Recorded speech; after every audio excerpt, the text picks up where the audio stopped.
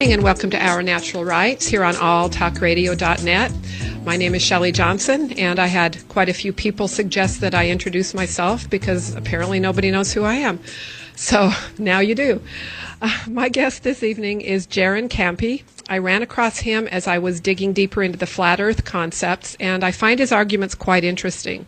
He's been through the steps of challenging his own belief systems, which you might recall I refer to as BS, and has found those systems wanting. It has been strongly suggested that I quit beating this dead horse.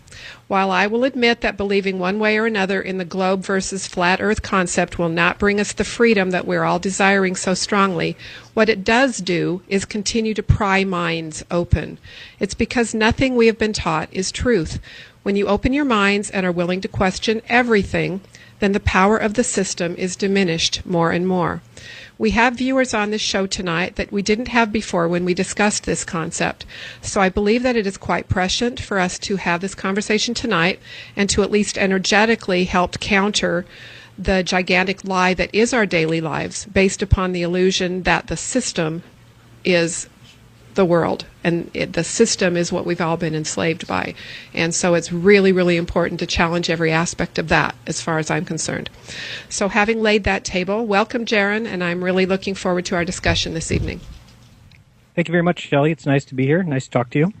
So could you tell us a little bit about your history, how you came to this as a subject matter, and you know, how you integrated that into a YouTube channel that's got like 25,000 viewers or something, a lot of viewers? Yeah, I saw today almost 3,500 subscribers, which is incredible to me, shocking. I had certainly no aspirations of that when I started.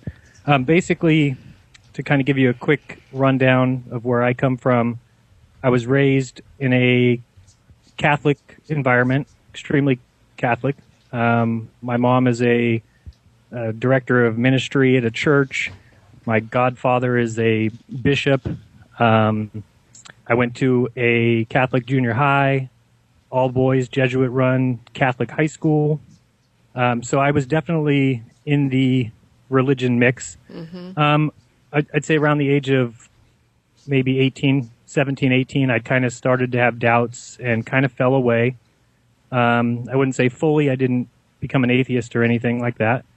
But when I met my wife, which would have been about 2009, 2008. She came from a family of very devout, Bible-believing Christians. Now, she was in the same place in her life that I was, that she didn't really hold tight to those beliefs either. And so coming together, we kind of didn't really touch on that subject, on the religion subject at all, until we got married. And we knew that her family being Christian, my family being Catholic, we had a question right away is what kind of service do we want to have for our wedding? It was really important to us to cater to both families, but not, have one over the other. So we decided to go totally secular. We actually had one of my friends go up and get a license to marry us. And one thing that, I'll never forget was the night before our wedding at the rehearsal dinner. My wife's brother-in-law, who is a preacher, he has his own parish, or not a parish, what is it called? His own congregation, his own church. Mm-hmm. Yeah. Well, he has his own church. He's a Christian, Bible-believing. He's a big preacher. He's got a church in Montana with thousands of members. And so he came to us and told us, who is marrying you guys tomorrow? And I said, actually, one of my friends is just going up and getting a license, and he's taking care of it. And he said, well, you two do know that your marriage will not be seen in the eyes of God if a preacher or a pastor doesn't say the service. And this is what he said to my wife, the night before we get married. And it just really kind of cemented more than anything. Like, man, what are these people doing, saying things like that? Yeah. We wanted to have our own thing. We just told them kind of bug off, forget about it. So right after we were married, we really wanted to dig into what we both believed and come up with something. If we're going to have kids together, we're going to live together forever, we wanted to really dig down deep into it. Mm-hmm. And so we did that, and we came to the conclusion that the Bible was written by men. There was a lot of things in there that didn't jive with what we believed or thought, so we were able to kind of move that aside. There is truth in there, I think. There is great wisdom in there, but there's also a control mechanism built into it. Yep. And right. And so that was really easy for us to see. And so, to be honest, I mean, we quickly became full-fledged atheists. Once I had come to the point where I said, the Bible's not real, I said, well, then everything else is BS, as you put it. You know, I said, that so I quickly became an atheist and started to get interested in debating against Christians and those who had religious beliefs. And the one thing I couldn't get rid of, it was easy for me to get rid of Jesus. It was easy for me to get rid of a savior and to see Revelation as nothing more than prophecy, which looked like it was trying to be fulfilled by the system. And I could never get rid of a feeling that I felt created. And that's a weird way to put it, or I just felt like the world could not be an accident. And so I really wanted, before I debated anybody who was into religion, I said, I need to really look into this and make sure I fully believe in evolution and I fully believe in the Big Bang. And that's when my eyes were really opened, because I saw that science is nothing more than another belief system. Exactly. And that's what's hard for people to believe. And I understand why people don't grasp that. They say, how could you argue against science? How could you ever see that as being false? And I just, the sad part to me is I think people have not done the research into it. And I think they have gone through life like I did, where they were religious or were brought up with some idea about religion. And as soon as they saw religion was false, they think of the world as, well, you're either religious or you're an atheist. Right. And so, you know, they fell away quickly just like I did and went straight to atheism. But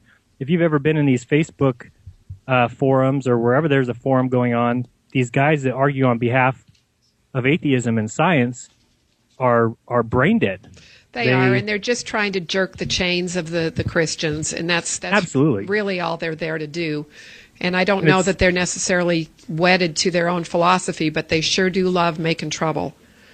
No, that's all they're there for. And what's funnier is if you were a full-fledged atheist and believed in science, what are you doing in, you know, theism versus atheism forums? And why are these guys that come to my channel, I mean, I'm talking about flat Earth, and these guys are in there screaming how much of a moron I am and how smart they are. And it's like, how did you stumble on my video?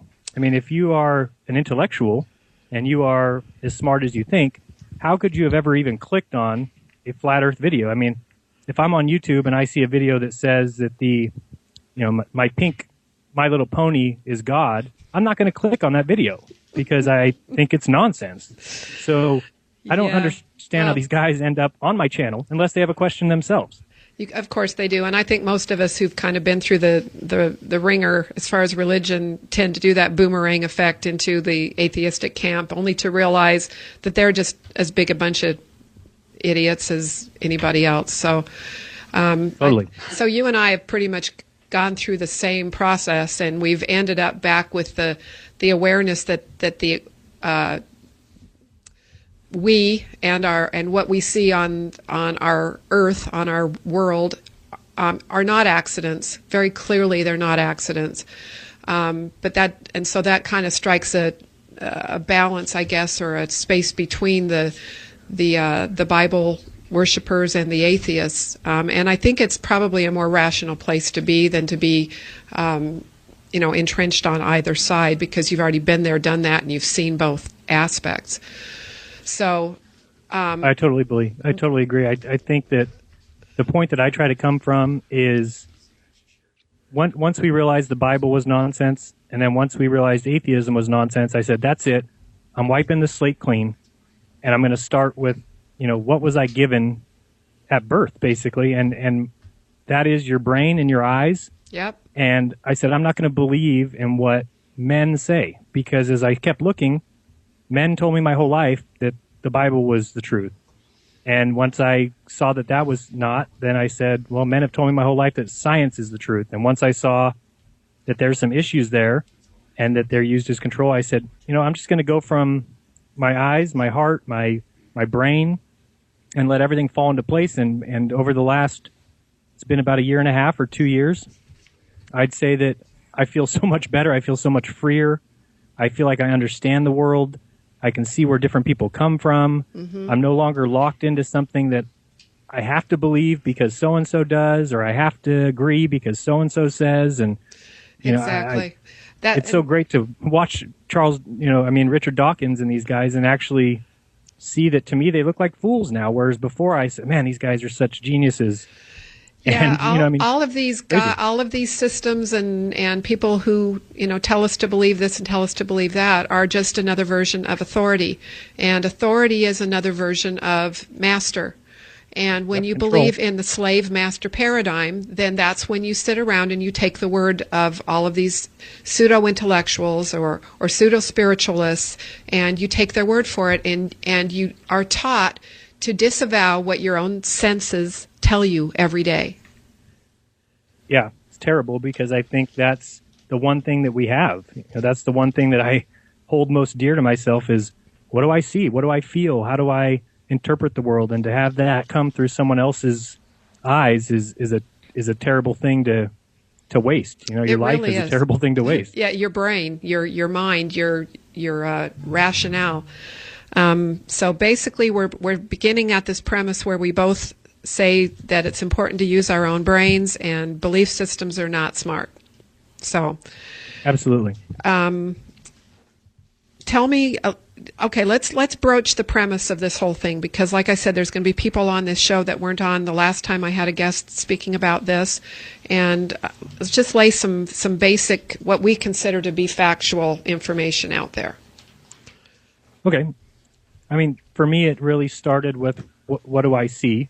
Like I said, and I know that it's simple to say that you walk outside and look in any direction and the world is flat. The horizon is flat. And those things can't be, I don't know what the world would look like on a sphere, but I'm assuming it might look similar. However, I have been on many plane flights in my life, and I do remember always looking out and clearly seeing the horizon rise with me and clearly seeing that it remained flat. Now, this is right away something that I saw people disagreeing with who believe in the sphere Earth, but not disagreeing, but by saying that they saw a curve. Now, that right away caught me off guard, because I said, hold on a second. You're saying something that isn't true, because I know I've been on a plane, and I know I've looked out the window, and I can watch videos on YouTube, and any kind of real camera or real view of the horizon stays flat. Right. So it bothered me that I had people saying, you're lying, you're a liar, there's a curve.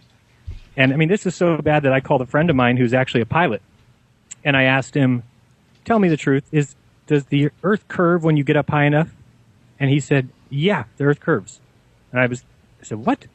Well, by kind of digging deeper, I came to the conclusion, and he kind of agreed, that he had been taught that even though pilots fly by staying even with the horizon, that he was under the assumption that he saw a curve. And this is a pilot. And by talking to him and showing him some videos and saying, are you sure you see a curve? Well, finally he agreed that he doesn't, that he had thought he saw one. Indoctrination is a crazy thing, isn't it?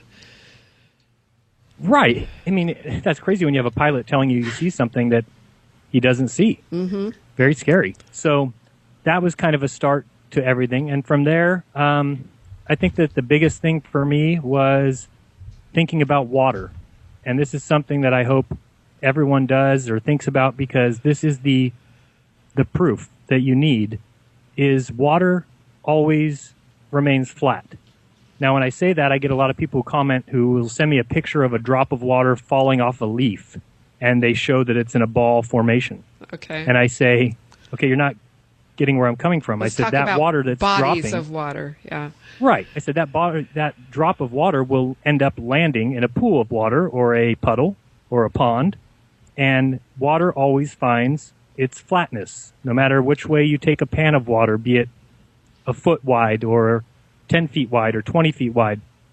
If you take that pan of water, the water in the pan will find its flatness. Right. So once I saw that, I couldn't grasp around my mind, how then can we live on a sphere where the water must be curved? And if you just look at the mathematics of a sphere or the mathematics of a circle, all elements of a circle will have some degree of curve.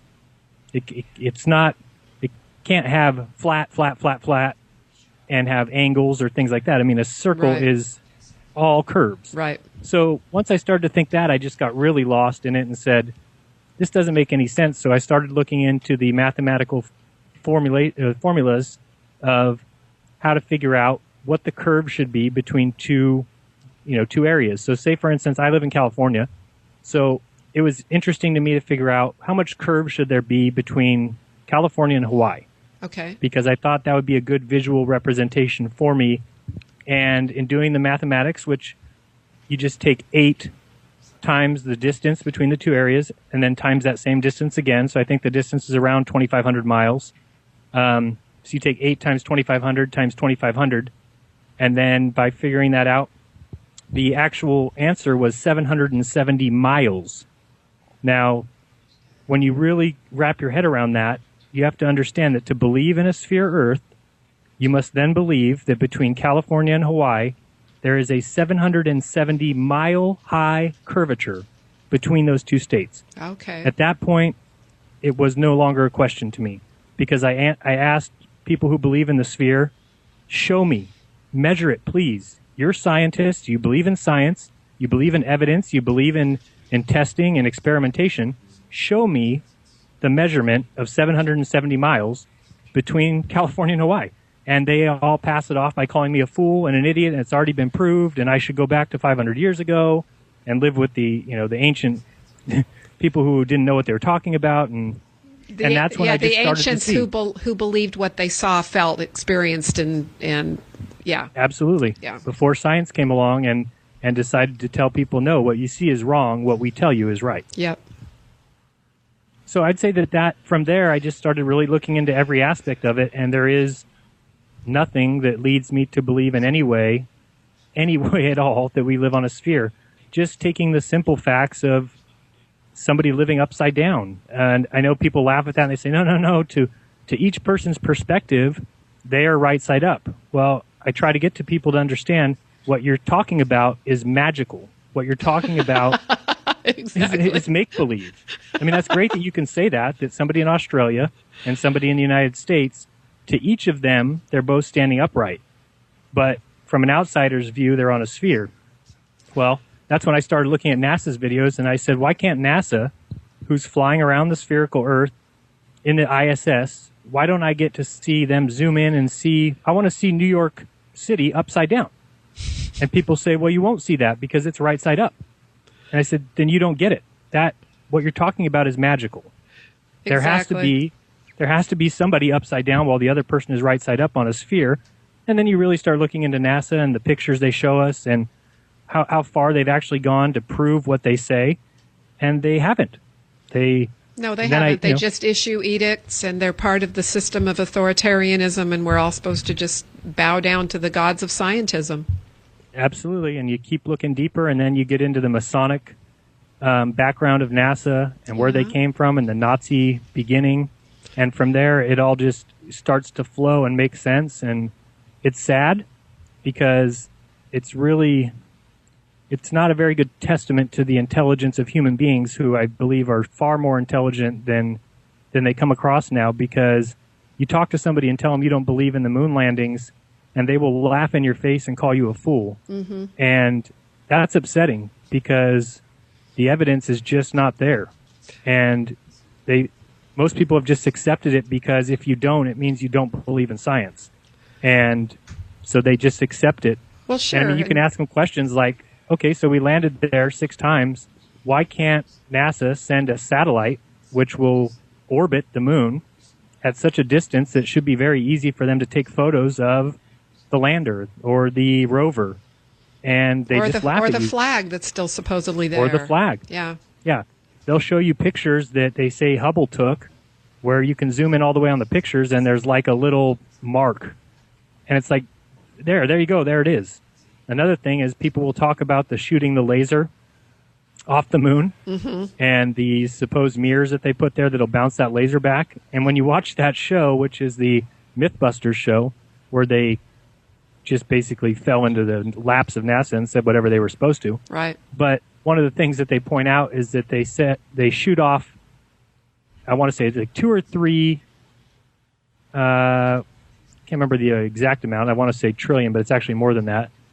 They shoot off Quadrillion, right. So they shoot off 2 or 3 quadrillion photons at the moon.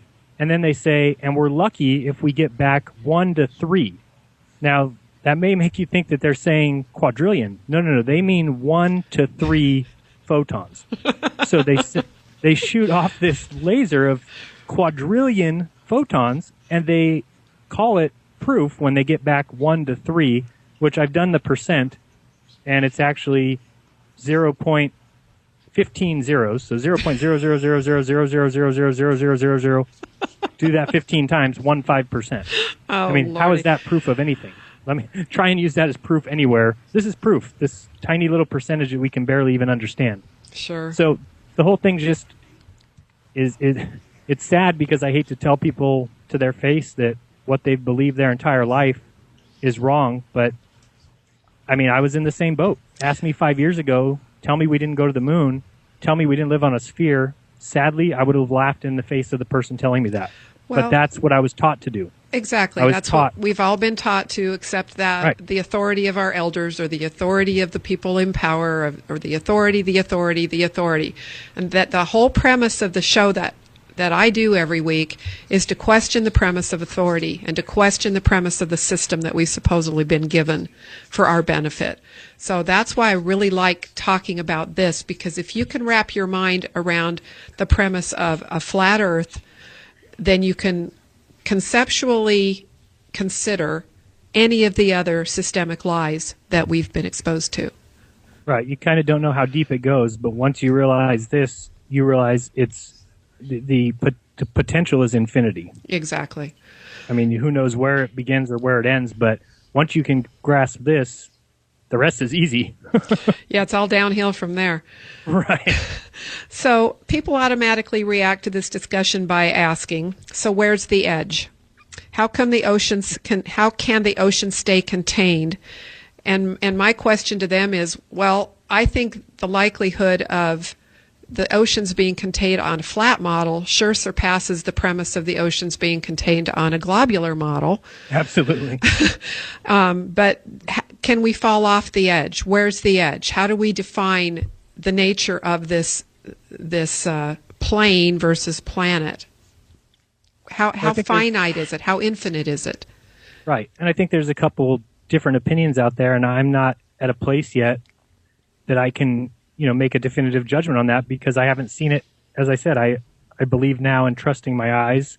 Mm-hmm. And so I have not seen any kind of edge. So I can't say that I believe in that more than I can believe in the sphere, which I have not seen either. So, but the model that looks correct to me is if you do look up ice wall or the Antarctic ice wall, there is a pretty large chunk of ice that kind of comes right out of the water mm-hmm. and cuts around what they call the continent of Antarctica. But in the flat Earth model, you can actually see that Antarctica actually wraps around the Earth as if you're looking at a pizza, imagine Antarctica being the crust. Okay. And that's, hard for people all around to look, the edge. Yep. Right. And the wall is supposedly something like 150 feet or, something similar to that. And I know we have some diaries and some old videos of Admiral Byrd and some of the commentary he had, which I found, fascinating. And yeah, it's very cool. And then we have the Antarctic Treaty that all of these really big, important countries of the world have all signed on to. Right. We won't touch Antarctica. It will not be developed. It will not be resourced. It will not be pillaged. It will just remain pristine.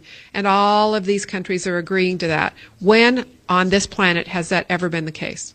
Never. Exactly. And that's the thing is, when do you know of any land that wasn't seized upon and held via war or military force? And, the two things that you mentioned are excellent, but I actually think the better proof in my mind is Captain Cook, James Cook. Oh, yes. Yeah, you can actually find some of his journals, and at one point he tried to go around the continent of Antarctica, and it took him, I think, like 3 years at that time, and he never even did it. He basically was trying to go around it and could never find an inlet, because if you look at the kind of pizza version of the Earth, he was going around the outside edge of the entire thing, where he meant to be going around what he thought was a continent at the bottom. Exactly. So you can read into that. And there's also another ship. I can't think of the name right now. It's out of Britain. I'll think of the name here shortly. But that ship also, and this is recent, tried to navigate around the southern hemisphere, and it ended up taking them the amount of time that they could have gone around the world 5 times. And interesting. They actually got back to where they started, but it took them 5 times as long as it should have. So those kind of things, when you look into them and you see that no one's pulling your chain, these are actual facts, you really start to see, well, where are the lies coming from? And it's kind of easy to see that the only reason we know of Antarctica being a continent is because pictures shown to us that are clearly animations and composite drawings. Exactly. And paintings like guys like Matt Boylan. Right. He was a big helper in me coming to this conclusion, too. Yeah, he's excellent. So in my process of learning to question everything, I used to have this little button that I would wear around, and it really inflamed my parents, but it said question authority. So I've been doing this for a long time. But we need to comprehend that what we've been taught to trust is everything outside what our 5 senses, and sometimes, the feeling like you had of being created. It flies in the face of all of those experiences. And we've learned to take some authority's word for things. So we can do our own experiment here, like you said. You can travel from point A to point B, and you can visually see no shift in horizon level, no matter how high you get. And you can also experience absolutely no curvature as you're watching, the land pass by underneath you. And plenty of us have had plane trips where we could implement this strategy if we chose to and prove it to yourself. And this is something I appreciate about you, is that you're always saying, please don't take my word for it. Please don't take my research's word for it. Do your own empirical studies and prove it to yourself. Because if we can get people to recognize this possibility, and it is not just our job, but I mean, you and I are on the same page here. If we can get people to question this basic premise, then it's going to be a lot easier for them to start questioning 9/11 and start questioning the view of American exceptionalism around the world, which is supposedly the light on shining light on the hill, and in reality we're the biggest thugs on the planet. Absolutely. And I need to start saying plane instead of planet, because to me that makes more sense.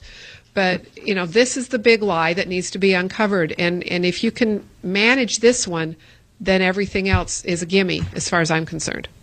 Yeah, well, I think that the scientific community, the atheist community, is so big on asking religion for proof. Show us your empirical evidence. Show us your proof. Show us the proof that God exists. Show us this. Show us that. Mm-hmm. And we're not allowed to ask the same thing of them. And that's something that I've just realized in the past, like I said, year and a half, where I started questioning these things and asking for proof of evolution, because it does not make sense to me. And when you listen to somebody like Richard Dawkins, who is an evolutionary biologist, meaning he should be the foremost authority. Mm-hmm. And on one of my videos, I've got a video of him explaining it. And it is seriously could not come across worse if it was said by an 8th grader or even an 8-year-old. He sounds like a fool. He's going through the steps and he says, well, we were something like germs, and then we became something like a worm, and then we grew legs, and we stepped out of the water and became something like a lizard. And just the way he's describing it, you're like, where are you getting that from? Those are guesses. Those are estimates. Great. It's a great theory. The theory of evolution is a great idea. But when we have no evidence of any species turning to another species, how then do we have the millions of species that have ever existed on this earth? Exactly. With no missing link in any of the evolutionary patterns. Right. It's just, it's kind of sad. And Lawrence Krauss was a big one. I mean, listening to him, I now think the guy is a comedian, because he came out with that book, Something from Nothing, and even admits in his videos that he did it to capture, theists basically and God believers and get them to believe in his cosmology. Uh-huh. And it just makes no sense. When I have a video where he talks to Stephen Colbert. It's great because he goes on and saying about how, well, this nothing has weight. And Stephen Colbert says, hold on a second. How does nothing have weight? And he says, well, we used to think it didn't, but now we realize that nothing has all these different gases and and you're like, whoa, hold on a second. You said nothing. Hold on. Just start with nothing. How do you then say, well, nothing has blankety, blankety, blank? And so he's just funny to listen to. And when I start listening to all these guys, they're all toting the same rope. I mean, same thing with Neil Tyson deGrasse or Neil deGrasse Tyson. Yes. The same thing. These guys are just, they believe what they're saying. I don't think that they are, out to lie and confuse people. I think they really believe it, but I understand why. I went to school too. You went to school too. Mm-hmm. These are taught to you as fact. You're not taught to question science. And that's my biggest problem with it, is why, say, a 6th grade classroom or an 8th grade classroom, we have very smart, intelligent kids in this world. And why doesn't a teacher say, okay, this week we're going to talk about the sphere Earth versus the flat Earth. I want you guys to come up with your, how many people believe in the sphere Earth? And half the group raises their hand. And how many think it's flat? Half the group raise their hand. Okay, come up this week with some evidence. Come up with some tests. And let's talk about it throughout the week. That's what science is all about. Exactly. That's what science is questioning everything.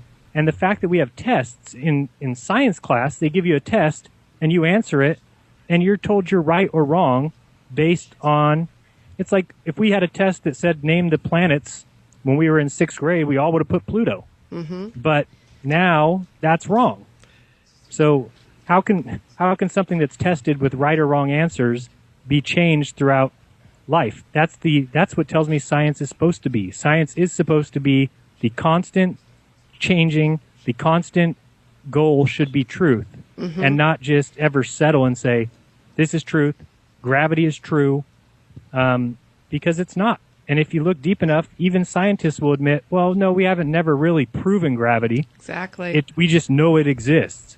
Well, let's go a little further into that gravity conversation because, the first time I had a conversation with somebody about this and I was asking them, well, explain gravity to me. And he goes, oh, you mean magic?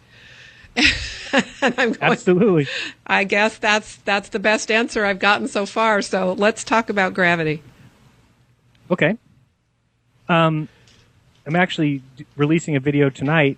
I almost finished it, but I will release it tonight that talks a lot about gravity because it shows you remember the Bill Nye TV shows we used to watch as kids, right? The science guy, yep. There you go. And he explains gravity, and it's hilarious. There's even a little scene where you've got a little girl. She's like a drill instructor, and she's yelling at these kids, what is gravity? And they say, it holds us to the earth. And what else does it do? It helps the moon rotate the earth. It's like this drill instructor kid, drilling it into these kids. It's really hilarious. But yeah, gravity to me is it's magic sauce because exactly. I mean, because it's strong enough to affect the moon, and it's weak enough to allow a tsetse fly to escape into the atmosphere. Absolutely. Or what holds me to the earth, because I have weight, and is the same thing that allows the moon to orbit the earth. None of it really makes sense at all. And one of the biggest things to me is just recently now this new accepted idea of dark matter and dark energy, right? Uh-huh. Which have never been observed. And you can look that up in Wikipedia. It'll tell you right there that dark matter and dark energy are 95% of the known universe, yet have never been observed. That sentence right there should have people throw science out the window. Exactly. Because what they saw was that the things happening in deep space did not jive with their version of gravity. So knowing what I know about science, which is when things don't meet the tests and the evidence, you're supposed to throw out the theory. But rather than throw out the theory of gravity, they created dark energy and dark matter to explain their theory of gravity. So we've never observed it, yet 95% of the known universe is dark energy and dark matter. And we're teaching this in schools. This is now the educational curriculum. And isn't that a little bit like, well, we don't have any pictures of the Earth, so we're going to invent a moon landing so that we can say we took pictures of the Earth. Doesn't it sound exactly the same? Very similar. Yeah. So it's very scary, but at the same time, I have faith in the human race, if there's anything I have faith in, it's that we're going to wake up from this. It may not be today. It may not be this year. It may not be next year, but it's coming. There's no way that the human brain can get this new evidence and fight it for too long. Yeah, we can't put this genie back in the bottle, and it's getting pretty obnoxious and pretty deliberate and pretty blatant. But that's what happens when truth becomes known at a fairly decent percentage of the population. Is that it's no longer you can't put it back in the bottle, and so just keep asking those questions, right? I mean, I keep asking. I'm almost willing to debate a Bill Nye. I'm willing to debate these guys on one premise only, and that's show me the curvature between California and Hawaii. Measure it. That should measure the curve. They won't do it. I mean, there's no way. They would laugh me off and say, I'm not debating. It's easy for them to go and debate Ken Ham, who believes in the Bible and Noah's Ark. That's easy for them. So they feel very proud. Hey, I'm Bill Nye. I'll go debate this Ken Ham at the Creation Museum and laugh at him. And that's very easy for them. But debating somebody who's just going to say, show me this curvature that you say is on the earth. Why can't I measure it? You can go out and do it on a 20-mile. I don't know if you've seen one of my videos, but in one of my videos, there's a picture taken from Michigan of Chicago, which is that Superior Mirage thing. Yeah, Superior BS is what it is. Yeah, I actually came across that picture like yesterday, and then I looked at your video today, and I'm going, that's what I was looking at. That's exactly what I thought when I looked at it. It's absolutely insane. They say it's a mirage, which they even say it's inverted, which do they not know what the word means? Inverted means backwards or inside out, but you actually see the real buildings. Yes. It's not inverted. It's not upside down. It's not, I forgot what they call that other thing, Fata Morgana or something. I don't know what the name of it is. But it's where you get have you ever seen where a ship and then above it will be like a mirage of a ship upside down? Uh-huh. Yeah, well, that's nothing like this. This is clearly, on a very clear day, you can see on a flat surface further than they think. And I think the way they got away with the spherical idea was they took the distance that your eye can see and basically said, at that point, it begins to curve. And they were able to get away with that for a long time. But what they failed to realize is there is some days that are super clear, and on those super clear days, you can see physically further than their theory allows. And on a 25,000-mile circumference ball, you would not be able to see many things. And if you start looking it up, you will see a ton of people who claim they see much further than what the theory would allow. Right. The people who see the Statue of Liberty from 40 or 50 miles away. I mean, there's a ton of examples that could not be possible on a spherical Earth.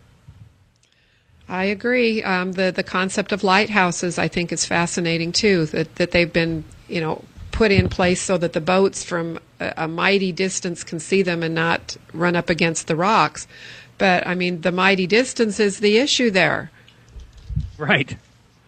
Yeah, especially when you just do the math and figure out how far they should be able to see the lighthouses from, and they see them from sometimes easily double that distance. Exactly. And the one question I get that kind of makes me laugh, and I understand where they're coming from, but when you talk about flat Earth, many people just say, so if I'm standing in the middle of the Atlantic Ocean, why can't I see all the way to the ends of the Earth? And I said, well, nothing about the flat Earth then gives you Superman vision. Exactly. Right. I mean, you'll never see that far. I'm sorry that's kind of built into their model. By knowing that you have a distance limit of how far you can see, yes, it allows them to tell you that after that, the curve begins. Exactly. And that's just not factual. It's not true. One thing you mentioned about being in a plane and going up and seeing the horizon rise with you. There's a video also I have that shows if you go on your street or go somewhere where there's a curve, so say a hill. Right. If you raise the camera up as you're going on the hill, the curved horizon will always drop. Because if you're on a ball and you raised up high enough, you would actually see over the ball. Just like if you're on a curve, you're going to raise up and see over the curve. Yep. The only time you wouldn't see over something is if it's an endless plane or a flat surface to where no matter how high you go, that horizon stays right with you. There's nothing else that explains how the horizon can stay at the same height at 35,000 feet as it does when you're standing on flat ground. Exactly. That's absolutely true. And I think that one was the clincher for me, honestly. I watched video after video of people observing miles and miles and miles and miles and miles and miles of flat horizon. And, you know, based upon the mathematical premise that at some point that curve has to kick in, and it never did, that was the one for me. Absolutely. Yeah, I think that's one of the easiest proofs to show people, and they still argue against it. And I think eventually they'll realize that it just doesn't make sense, even mathematically, which they love to throw math at you. Yeah, but they're making up math formulas just to explain stuff that they can't explain. They absolutely didn't Einstein come up with some special math that was supposedly to help explain the theory of relativity? Or, I mean, Come on, guys, really?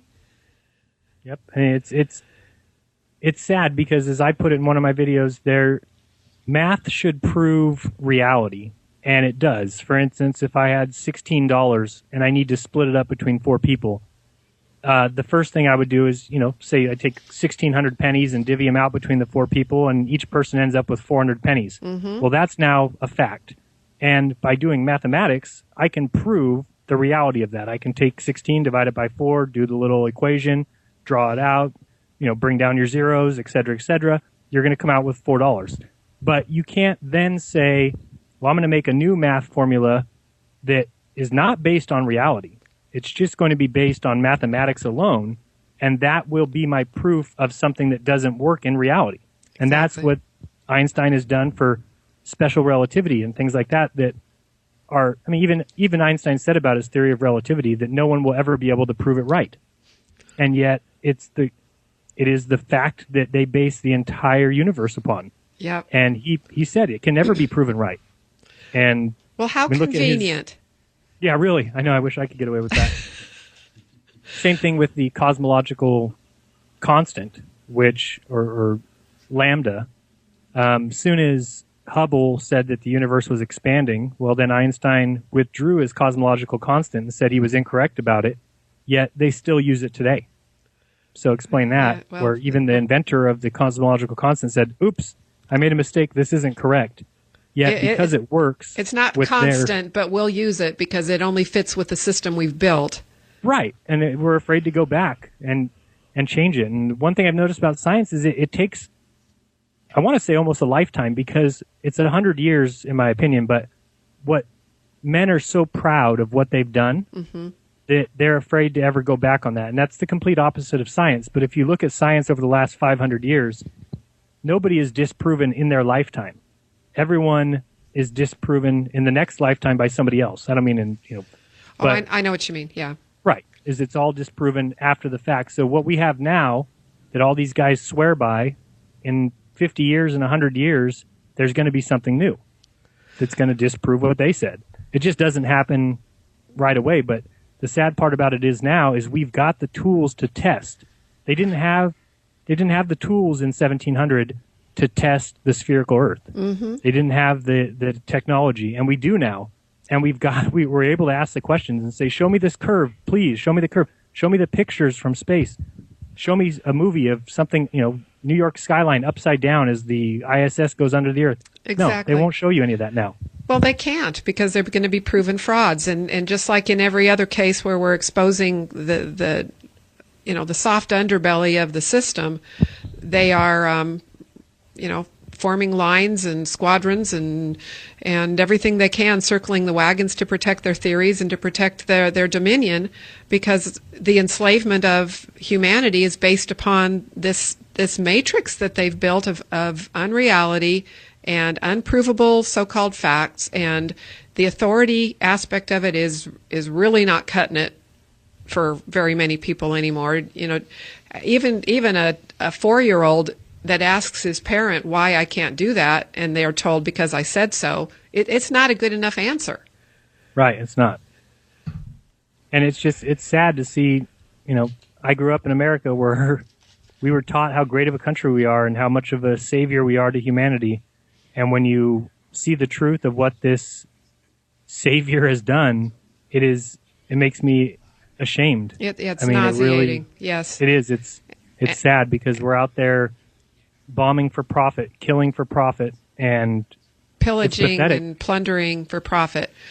And a lot of us now, there's a lot of us that are just saying, not in my name anymore, not in my name. And you right, have not the legacy I'm going to leave. That's right. I was looking at, I'm not sure which video of yours it was, but the quote that you had from Lewis Essen, who appeared to me to be kind of an original whistleblower on the relativity theory.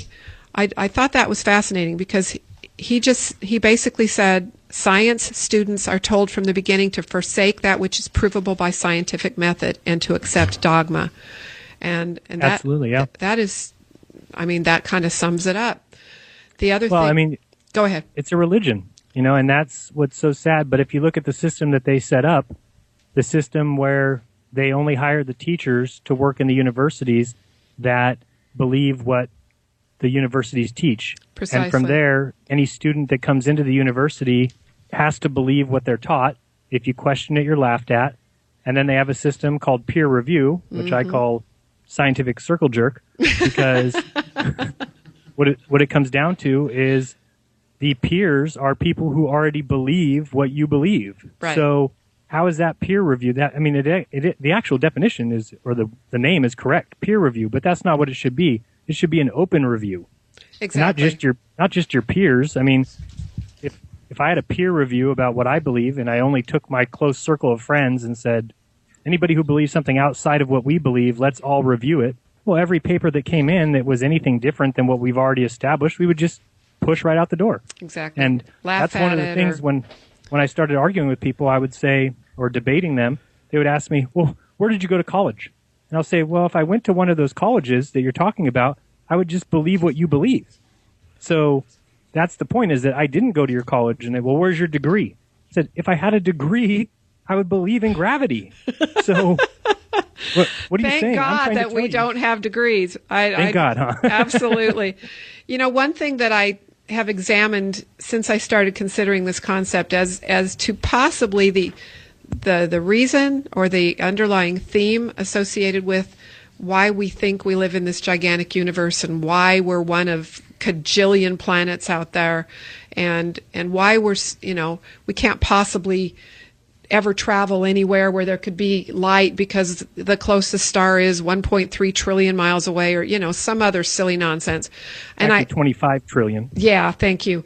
And I think the point here is to make this planet and make every living being on this planet feel so incredibly insignificant so that there's not any real value attached to the living man or woman. There's no value attached to the splendor and the beauty of this earth that's being, destroyed and pillaged and raped and plundered left, right, and center, and geoengineered and chemtrailed and poisoned and fluoridated.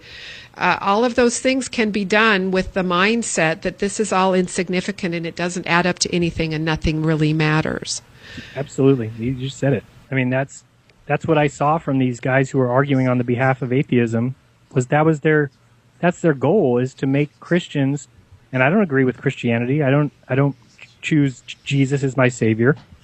But at the same time, I respect them more than I can respect atheists whose goal is to simply make them feel insignificant. And that's the whole idea of science, is why do we care about these stars that are, according to science, 25 trillion miles away? Not one of us will ever get there. Nobody in their lifetime will ever even come close to traveling that distance. Yet this is all NASA talks about, and they've wasted $1 trillion since Apollo in tax money on nonsense, on absolute conjecture and make-believe, things that have no impact on life. And look at this world as a result. Look what it's they've done. become. Absolutely. And so much of that is probably distraction because if we keep our eye on that hand, then we're not watching the other hand that's doing such harm and terrible things on the planet. And, Absolutely. And think about all the money wasted trying to prove nonsense when they really don't really care whether they prove it or not. They just want you to shut up and listen and go back in your box. Right. Don't look over here, look over there. Exactly. Just before I left, I found the definition of stupid, and I thought I would share that. It's knowing the truth, seeing the truth, and still believing the lies.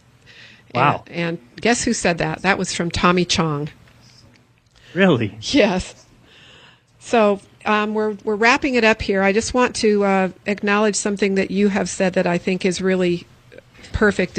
You have said science has given itself a get-out-of-jail-free card, no matter what the evidence says.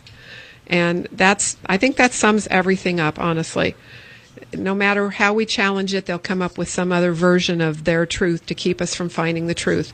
And I really would like to urge people to really, I've asked you to consider an awful lot of things that you probably thought were crazy. And when you did the research and you dug into the things that we pointed you towards, you found out, that there was another myth busted, speaking of Mythbusters. So both Jaron and I would like to challenge you to do your own research, to go to his YouTube subscription channel, which is Jeranism, Jeranism, and look at the videos. They're very well thought out. They're very well put together. I love the graphics that you're using. They're awesome. You can also reach him on Facebook at Jeranism Changer, and you can reach him on Tumblr at jeranism.tumblr.com. So please, people, be willing to pry your minds open a little bit more than we've asked you to in the past. And if you can open your mind to this and accept this premise, then nothing else is going to be a problem for you. And I'd like to thank you very much for coming on with me, and I hope to have you back and explore some things like what is the universe, and how do we have seasons, and why do the moon and the sun look like they're exactly the same size, Excellent. And stuff like that. So we will have you back. Great. I really appreciate being here, and thank you very much for having me on. And I just continue to say the same thing you do. Don't believe anything I said. Take it and do your own research, and you'll come to the same conclusions. And that's when you'll ultimately, you'll ultimately realize that the lie that we've been told is a lot bigger than you probably think right now. Absolutely. And thanks again. And we'll see you all next week. Gregory Manarino will be back in-house. And keep questioning people, because that's what's going to break this matrix open. Good night.